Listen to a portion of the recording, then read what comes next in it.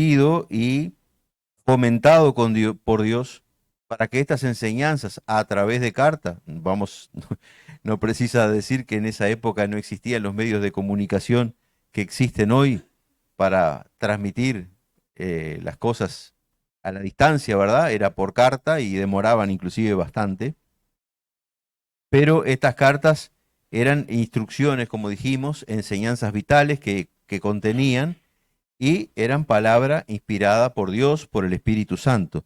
Por lo tanto, de ahí la importancia de estudiar estas cartas, porque no solo tenían importancia para la iglesia a la cual fueron dirigidas en aquella época, sino que nosotros hoy en día podemos extraer muchas y valiosas enseñanzas en esas cartas para nuestras vidas y para la iglesia a la cual hacemos parte. Muy bien, ¿cuál era el motivo de esta carta en especial? La iglesia de Colosas estaba pasando por un problema, que era que se estaban infiltrando, digamos así, en la congregación falsos maestros y estaban enseñando doctrinas equivocadas acerca de la persona de Cristo más concretamente. Eh, y la carta esta tiene como motivo combatir esta falsa enseñanza que se estaba filtrando en la iglesia a través de falsos maestros.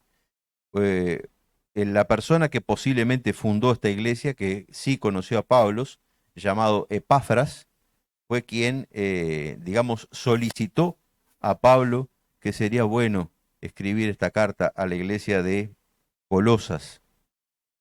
Y efectivamente fue lo que se hizo para combatir esas falsas doctrinas que estaban siendo sembradas dentro de la iglesia.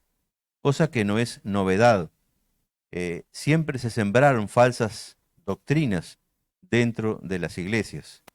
En la iglesia actual también tenemos que tener cuidado porque muchas veces se filtran enseñanzas que no son las correctas, que no están de acuerdo a la palabra de Dios. Creo que en aquella época eran más difícil de discernirlas. Hoy nosotros tenemos la palabra de Dios escrita y la tenemos en otros medios también. Y podemos comparar lo que se predica en los púlpitos con lo que está en la palabra de Dios y saber si es correcto o no lo que estamos hablando. De hecho, lo que yo voy a predicar hoy, ustedes lo pueden chequear perfectamente en sus casas, con sus Biblias, ya sea en papel, electrónica o como quiera, y ustedes van a saber si yo estoy diciendo la verdad o no. En aquella época esto no era posible, porque no existía la Biblia como la conocemos hoy. De hecho, esas cartas que fueron escritas son las que hoy forman parte de la Biblia, ¿verdad? Muy bien. Entonces, ¿en qué consistían estas falsas doctrinas que se debían combatir en Colosas? Consistían en que había un intento de deformar la naturaleza de Cristo. Se estaba predicando que Cristo no era Dios y que Cristo no era hijo de Dios. Más concretamente, ellos decían que era un ángel. Y esto era, digamos, promocionado por los gnósticos, más especialmente, y por algunos otros falsos maestros que seguían otras doctrinas, los cuales eran una mezcla de cristianismo, paganismo, magia, astrología y judaísmo. Toda esa mezcla tenía. Pero el intento principal, digamos, lo que llamaba más la atención era la deformación de la naturaleza de Cristo. Al Cristo ser, al hecho de ser Cristo un ángel, una creación de Dios y no ser Dios, eso, hermano, tira por tierra todo lo que es el Evangelio, porque el valor que tiene el Evangelio, el sacrificio de Cristo en la cruz por nuestros pecados, es que quien murió en esa cruz no fue una creación de Dios, así fuera un ángel, sino que fue Dios mismo haciéndose hombre y muriendo por nosotros. La sangre derramada en esa cruz fue la sangre de Jesús, el Hijo de Dios, como dije, Dios mismo. Porque, ¿y esto cómo lo podemos ver? Bueno, lo podemos ver, chequear en la Biblia. ¿Por qué Cristo era Dios? Por ejemplo, en Isaías 9:6, en el Antiguo Testamento, cuando dice el profeta, pues nos ha nacido un niño, un hijo se nos ha dado. El gobierno descansará sobre sus hombros y será llamado Consejero Maravilloso, Dios Poderoso, Padre Eterno, Príncipe de Paz. No menciona a Cristo y vieron que lo llaman Padre Eterno, Príncipe de Paz, Consejero Maravilloso, Dios Poderoso. Cristo era Dios, no era una creación, no era un ángel. Entonces, tenemos que tener en cuenta de que era importante rebatir este tema, eh, y este tema tiene que pasar siempre todos los temas tienen que pasar siempre por el filtro, como dije, de la palabra de Dios. No podemos creer, hermanos, por creer simplemente, inclusive a veces si lo leemos en libros y cosas que podemos encontrar por ahí publicadas o en internet, o teólogos inclusive famosos, eh, todo tenemos que pasarlo por el filtro de la palabra de Dios, no importa de dónde venga. Usted no se fije dónde venga, usted pase todo por el filtro de la palabra de Dios. No hay peor cosa que no filtrar y lo que uno está recibiendo y pasando a la iglesia y después estar predicando algo equivocado. Eh, como dije, la Biblia es una palabra que fue escrita para todos. Hay gente que nos dice, la Biblia es difícil. El otro día nos decía un hombre que se le predicaba, la Biblia es difícil de comprender, la Biblia es aburrida de leer, la Biblia es complicada de entender. Sí hay pasajes que son complicados, otros que no, pero Dios nos da la gracia y la luz para poderlos entender cuando nosotros leemos esa palabra buscando realmente la verdad de Dios. Pero la Biblia fue escrita para el pueblo, la Biblia fue escrita para ti, la Biblia fue escrita para mí. La Biblia fue escrita para todo aquel, inclusive que no tiene estudio ninguno. No fue escrita para eruditos. No son unos pocos privilegiados los que pueden entender la Biblia y los que pueden llegar a la profundidad de las Escrituras. No es así. Dios quería que la Biblia, su palabra, llegara al pueblo, que conocieran el mensaje de Dios cada uno de nosotros, porque cada uno de nosotros somos destinatarios del mensaje de Dios. No existe otra razón. Entonces, no podemos esperar siempre que nos venga la comida pronta a la mesa. Usted tiene una Biblia, léala. Dios le va a dar luz para entender. Dios le va a enseñar lo que Él quiere enseñarle. Y si no podrá, si no entiende, bueno, hable con algún hermano de confianza. Ahí, según lo que le diga el hermano, también vuelva a chequearlo en la Biblia. Digo, hoy tenemos la palabra de Dios y ella es para nosotros y es un filtro importante, hermanos. ¿Qué tema tenía esta carta? Y sigo aquí brevemente, ya terminamos con la revisión. La persona de Cristo en primer lugar, porque como dijimos, había un intento de deformar la naturaleza de Cristo. Por lo tanto, Pablo habla mucho de la persona de Cristo y se afirma en los títulos de la persona de Cristo, como por ejemplo es el pasaje que leímos de Isaías 9:6, donde el profeta habla claramente, tal vez uno de los pasajes más claros, donde habla de la deidad de Cristo. ¿Qué quiere decir la deidad de Cristo? De que Cristo era Dios, de que Cristo era Dios. Dios que se encarnó como hombre y vino a esta tierra y murió por nosotros, por amor, en esa cruz, pagando una deuda que nosotros tenemos desde que nacemos, porque nosotros nacemos pecadores, hermanos. Dirán, ¿qué pecado tiene un bebé? Herencia, es herencia. No cometieron pecado, es herencia, pero son pecadores, llevan esa herencia, todos la llevamos, y todos un día tenemos que vernos libres de esa carga y de esa condena. ¿Y cómo nos vemos libres? Bueno, a través de la aceptación del sacrificio de Cristo en la cruz, de que Él pagó en mi lugar, en tu lugar, mi deuda. Y cuando somos grandes, ni que hablar, que sí, cuando conocemos a Cristo de grande, además de la herencia de pecado que tenemos algunos por nuestra cuenta. ¿No? ¿Sí o no? Dice la Biblia que todos somos pecadores, decimos que no somos pecadores, lo hacemos a Dios que mentiroso, y Dios no es mentiroso. Dios no es hombre para que mienta, dice la Biblia. Ni hijo de hombre para qué, Néstor. Para que se arrepienta. Gracias, Néstor, por completarme la frase. Y Dios es así, hermanos. Esto es lo que Dios te ha dejado para nosotros. Entonces, la persona de Cristo habla de las falsas doctrinas y habla también de la nueva vida en Cristo. Y vamos ya a comenzar a ver partes de la Escritura donde Pablo le habla a los colosenses. Vamos a ver rápidamente, como digo, para llegar al mensaje, algunos pasajes importantes que ya se dieron, pero que es bueno refrescar la memoria, refrescar nuestra mente, tenerlos presentes en nuestra vida. Cuando Pablo le habla a los colosenses y le dice, por ejemplo, hemos oído de su fe en Cristo Jesús. Y más adelante dice, escucharon la verdad de la buena noticia. Y no traten de seguirme, hermanos, en la Biblia porque son frases que yo fui sacando aisladas, pero importantes, de cada uno de los pasajes, ¿verdad? Dice que esta palabra, dice, corre por todo el mundo, dice, y da fruto en todas partes, mediante el cambio de vida que produce.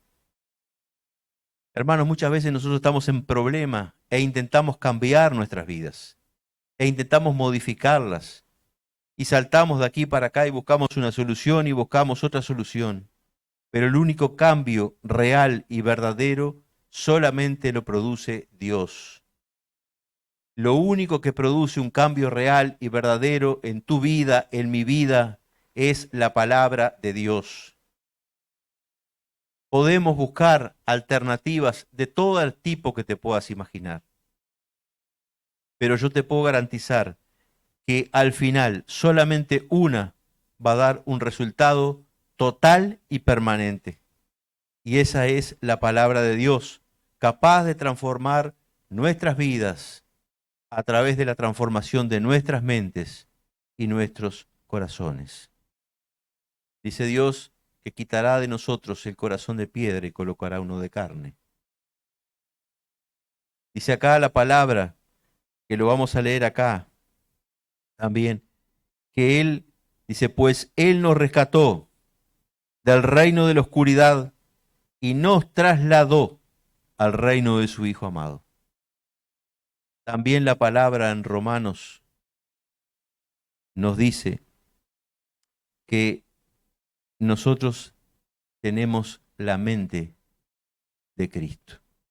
¿Qué significa? La forma de pensar de Cristo.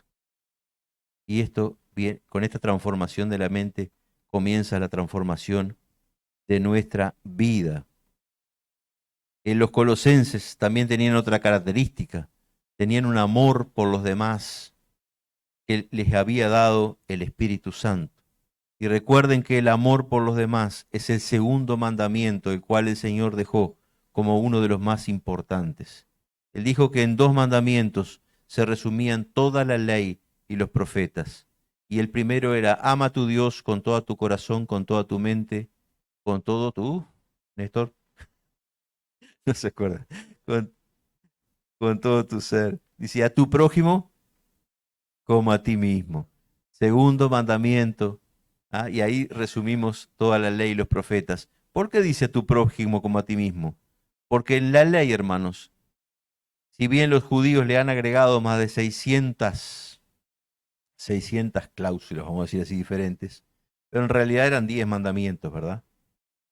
No robarás, no matarás, no, en fin. Ahora, cuando nosotros amamos al prójimo, ¿le vamos a robar? No. ¿Lo vamos a matar? No. ¿Le vamos a codiciar las cosas que tiene? No. El amor, hermanos, soluciona todas esas cosas. Y cuando viene de Dios es lo correcto, ¿verdad? El amor verdadero. Dice que también Pablo les decía a los colosenses, Den gracias al Padre, Él nos hizo aptos para que participen de la herencia que pertenece a su pueblo, el cual vive en la luz. Y después viene el versículo que les leí, que nos rescató del reino de la oscuridad y nos trasladó al reino de su Hijo amado. Dice, quien compró nuestra libertad y perdonó nuestros pecados. Porque Cristo tuvo que pagar un precio, por eso la Biblia dice que compró nuestra libertad. No costó barato, dice, es gratis la salvación, es gratis para nosotros. A Dios le costó la sangre de su Hijo. Fue carísimo, carísimo fue. No fue nada gratis. Gratis, como digo, a nosotros sí. Por eso debemos disfrutar de esa salvación. No nos costó nada, pero al Señor le costó la sangre de su Hijo. ¿A cuál de nosotros se nos ocurriría dar un hijo para morir por gente que no merece? Para morir por pecadores de todo tipo, de toda calaña, podemos decir.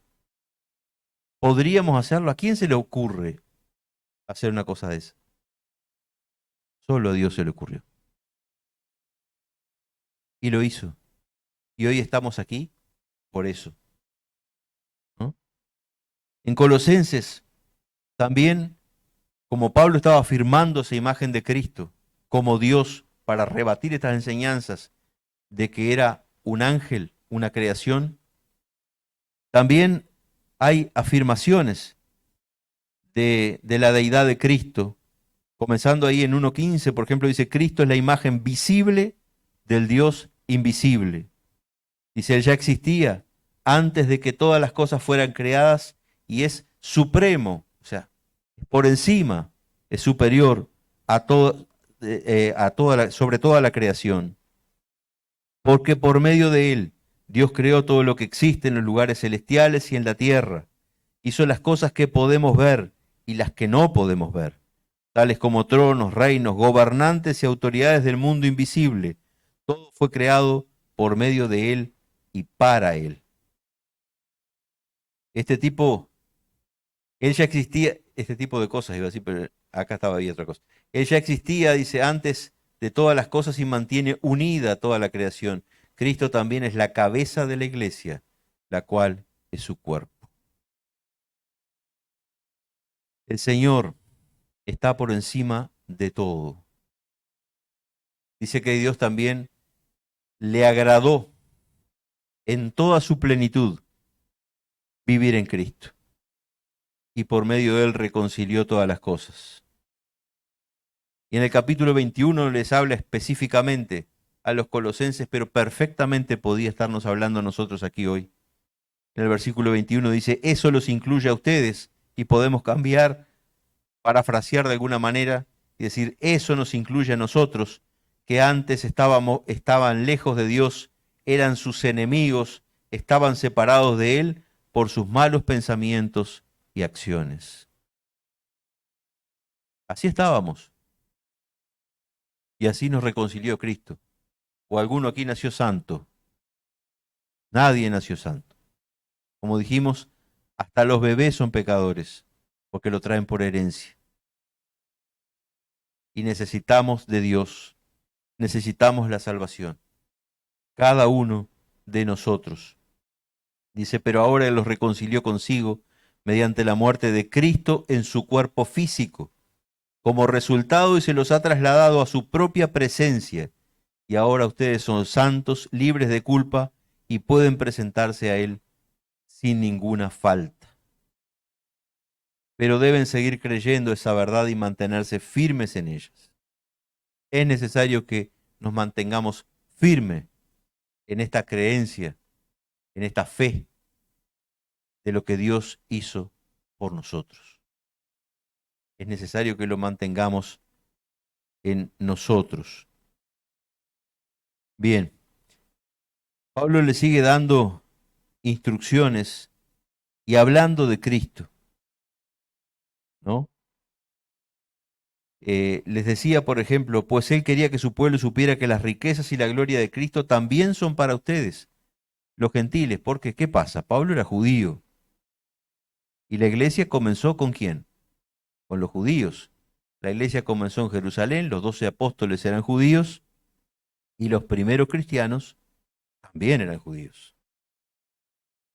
De ahí también, hermanos, que podemos sacar y entender que había también un poco de mucha confusión cuando salían estos falsos maestros e iban a predicar a estas iglesias y querían meter un poco de judaísmo ahí adentro, porque ellos venían de esas raíces, pero eran raíces que ya no cabían en la iglesia. El Señor ya las viejas, la vieja ley, digamos, de alguna manera había sido cumplida por Cristo. Y nosotros teníamos que vivir en la libertad del Evangelio, en la libertad con que Cristo, como dice la palabra, valga la redundancia, nos hizo libres. Podemos ver, por ejemplo, en Primera de Corintios 3:17, dice, ¿no se dan cuenta, dice, de que todos ustedes juntos son el templo de Dios y que el Espíritu de Dios vive en ustedes? Dios destruirá a cualquiera que destruya este templo, pues el templo de Dios es santo y ustedes son este templo. Importancia todo esto, hermanos. Y de acá podemos sacar otra enseñanza, que nuestro cuerpo es para cuidar, que no es cualquier cosa, que no es solo el espíritu. El cuerpo es el templo del espíritu y debemos cuidarlo. Porque en el versículo 17 de 1 Corintios dice que Dios destruirá a cualquiera que destruya este templo. Esto es absolutamente claro, pues el templo de Dios es santo y ustedes son este templo. Bien, entonces seguimos y llegamos al pasaje que nos compete esta noche. Yendo algunos versículos para atrás, también podemos leer estas palabras del Señor. Por lo tanto, de la manera que recibieron a Cristo Jesús como Señor, ahora deben seguir sus pasos. Arraíguense, o sea, ¿qué es arraigarse? Es enraizarse. ¿Ah? Ustedes ven que cuando un arbusto o un árbol está enraizado en un lugar, que está firme, es difícil de mover, realmente está bien plantado, como decimos, ¿verdad? Y acá la palabra nos dice, arraíguense profundamente en él y edifiquen toda la vida sobre él. Los fundamentos de nuestra vida deben ser la palabra de Dios y deben ser la persona de Cristo. Debemos imitar a Cristo. Pablo decía a sus seguidores, imíteme a mí, dice, como yo imito a Cristo. La vida de Pablo era una imitación de la vida del Señor. Así que debemos imitar, hermano, al Señor. Dice, entonces la fe de ustedes se fortalecerá cuando edifiquen toda la vida sobre Cristo, en la verdad que se les enseñó y rebosarán de gratitud. No permitan, y esto lo predicó el hermano Néstor el domingo pasado, que nadie los atrape con filosofías huecas. ¿Qué son filosofías huecas? Conocimientos sin sentido, que no tienen nada. Filosofías huecas, disparates elocuentes. Yo si fuera una persona elocuente en hablar, cosa que no lo soy, podía ponerme acá y decirles un montón de cosas usando palabras difíciles. ¿Vieron las películas de Cantinflas? Como hablaba y hablaba y hablaba y si usted prestaba un poquito de atención no estaba diciendo nada. Bueno, eso lo podría. Hay gente que tiene esa virtud, ¿verdad? Bueno, estos falsos maestros se ve que la tenían y, y lo hacían en la iglesia de Colosas. Dice, no permitan que nadie los atrape con filosofías huecas y disparates elocuentes. Dice, que nacen del pensamiento humano y de los poderes espirituales de este mundo y no de Cristo. Porque además de los poderes espirituales, digamos, el Señor, los ángeles. Entonces, existen otros poderes espirituales que influyen en la vida, que es el diablo y sus ángeles. Y nosotros estamos inmersos, hermanos, en una batalla, en una guerra espiritual, donde la guerra que nosotros escuchamos noticias todos los días en Israel y tal vez en Ucrania, son realmente muy chiquitos eventos al lado de esta guerra que ya lleva muchísimo tiempo y que abarca todo el universo. Esa guerra espiritual es por nuestras vidas, es por tu alma, por la mía. Y existe, es una batalla real. Por eso se nos da también en la Biblia, cuando se nos habla de cómo debe ser, eh, digamos, la vestimenta de un cristiano, por así decirlo. ¿Qué se nos da? Se nos menciona lo que era la vestimenta de un soldado romano y se nos da cosa por cosa el uso que tenía. Porque nosotros somos soldados y estamos en guerra. Entonces, existen otros poderes espirituales. La Biblia nos sigue diciendo, antes de caer de lleno en el pasaje, que en Cristo habita toda la plenitud de Dios en un cuerpo humano, como lo leímos en Isaías 9:6. Dice, de modo que ustedes también están completos mediante la unión con Cristo, quien es la cabeza de todo gobernante y de toda autoridad. Y en el 2:11 ahora comenzamos a dar el pasaje de hoy, que dice así, cuando ustedes llegaron a Cristo fueron circuncidados, pero no mediante un procedimiento corporal. Cristo llevó a cabo una circuncisión espiritual, es decir, les quitó la naturaleza pecaminosa. Pues ustedes fueron sepultados con Cristo cuando se bautizaron, y con Él también fueron resucitados para vivir una vida nueva, debido a que confiaron en el gran poder de Dios, quien levantó a Cristo de los muertos. Ustedes estaban muertos a causa de sus pecados, porque aún no les habían quitado la naturaleza pecaminosa. Entonces Dios les dio vida con Cristo al perdonar todos nuestros pecados. Él anuló el acta con los cargos que había contra nosotros y la eliminó clavándola en la cruz. De esa manera desarmó a los gobernantes y a las autoridades espirituales, los avergonzó públicamente con su victoria sobre ellos en la cruz.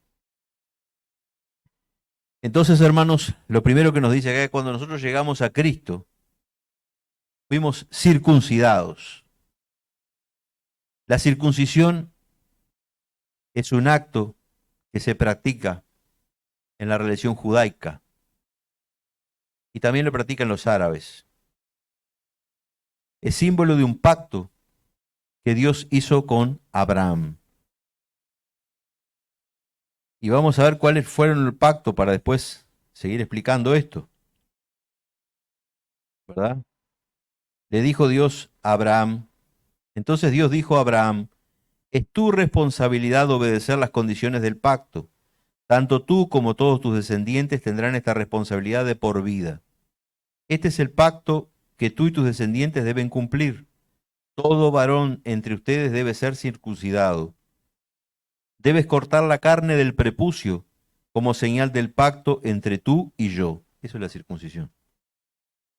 De generación en generación todo varón debe ser circuncidado, al octavo día de su nacimiento. Esto incluye no solamente a los miembros de tu familia, sino también a los siervos nacidos en tu casa y a los siervos extranjeros que hayas comprado. Todos deben ser circuncidados. Llevarán en su cuerpo la marca de mi pacto eterno.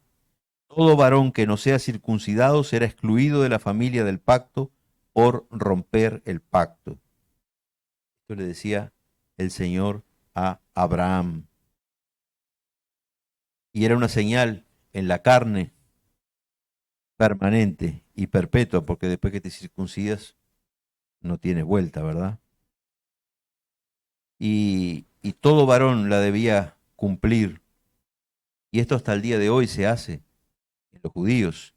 Al octavo día de nacido, al bebé varón se le corta el prepucio, ¿verdad? que es la piel que sobra en el miembro masculino, y se hace al octavo día de nacido. Y es sabio lo de Dios de esto al octavo día de nacido, porque esto no se comenzó a hacer el año pasado, cuando tenemos todas las condiciones médicas de hacerlo hoy en un quirófano, todo eso. Esto se hacía en una carpa con un cuchillo casi que de piedra. Y el octavo día de una persona haber nacido es cuando tiene las defensas más fuertes. En aquella época no había antibiótico. Entonces aquí también podemos ver la sabiduría de Dios, cómo actuaba en todas las cosas que él pedía, ¿verdad? Ahora, el pacto que hizo Dios, esta era la señal del pacto. El pacto que hizo Dios con Abraham era, este es mi pacto contigo. Te haré el padre de una multitud de naciones.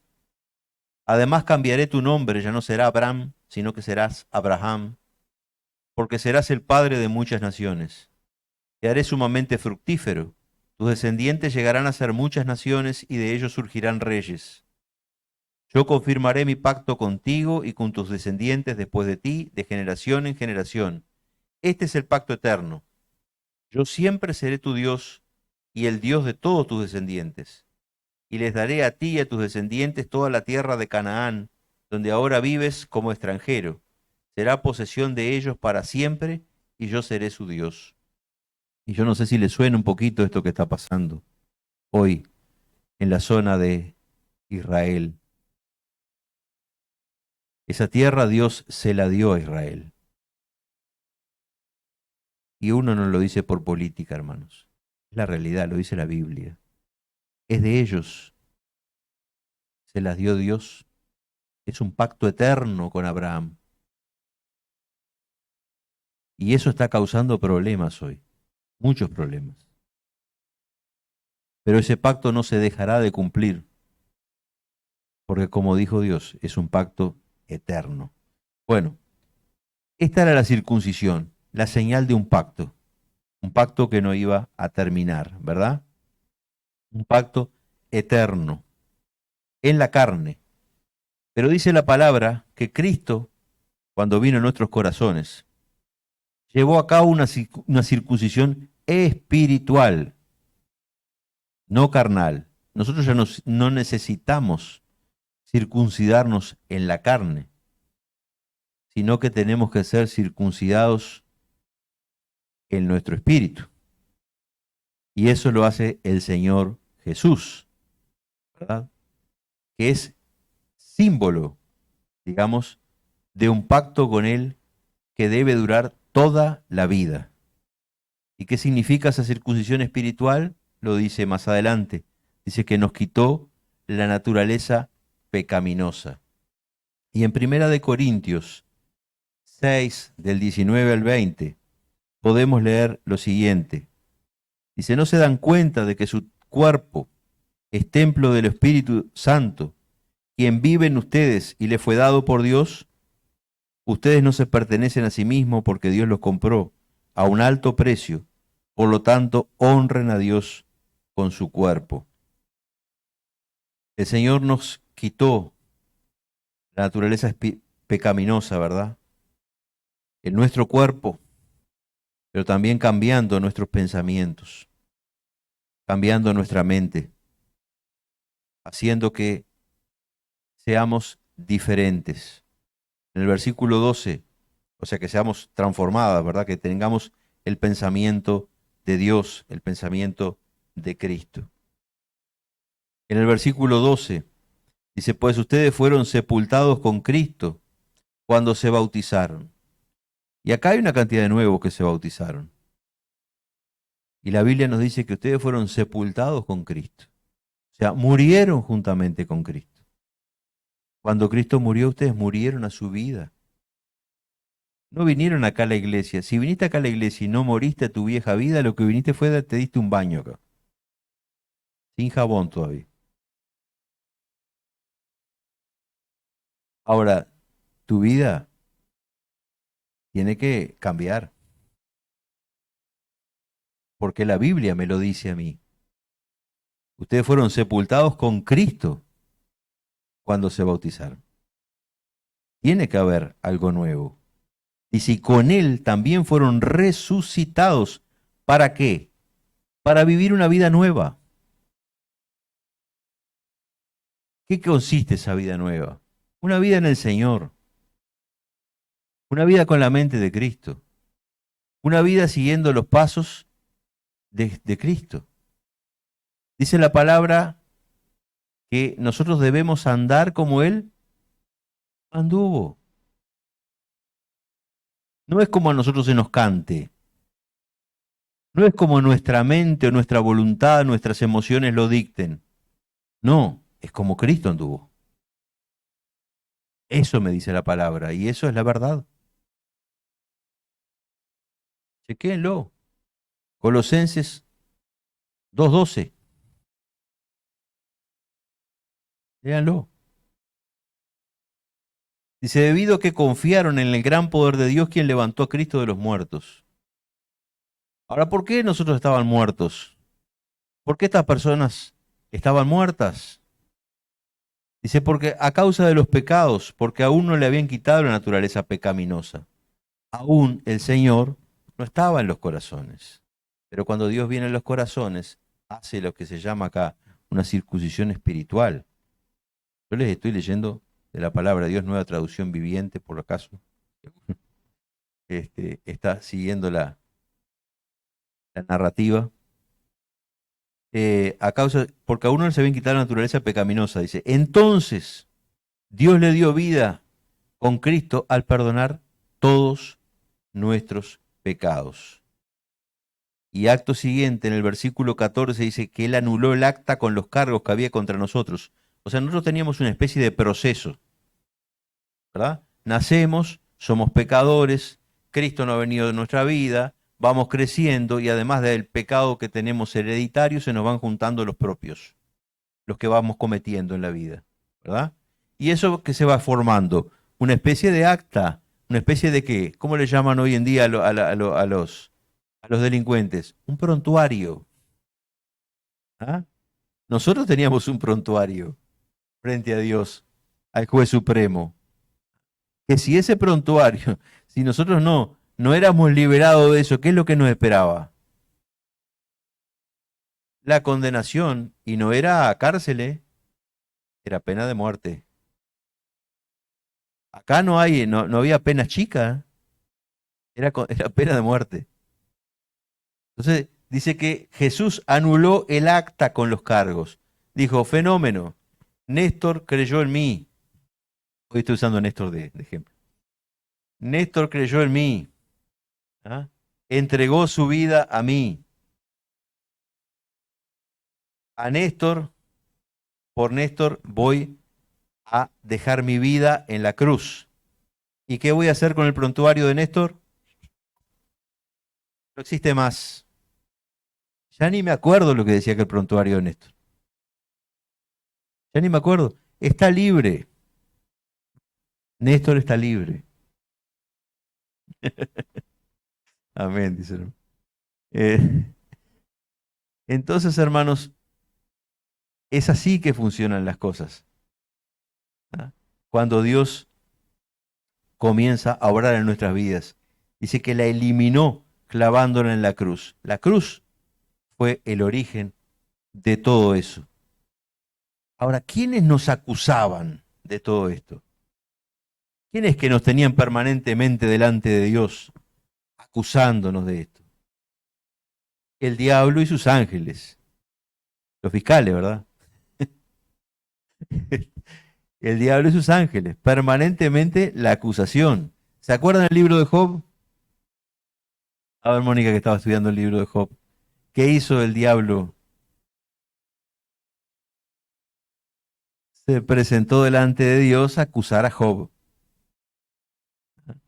Y así se presenta a acusar a cada uno de nosotros, ¿eh? Así se presenta a acusar a cada uno de nosotros. Tú te bautizaste, Fernando, pero mira que el diablo se presenta todos los días delante de Dios y te dice, ¿has visto, Fernando? ¿Eh? Ha visto a Sergio y el gordito aquel de la porteña ni te hablo.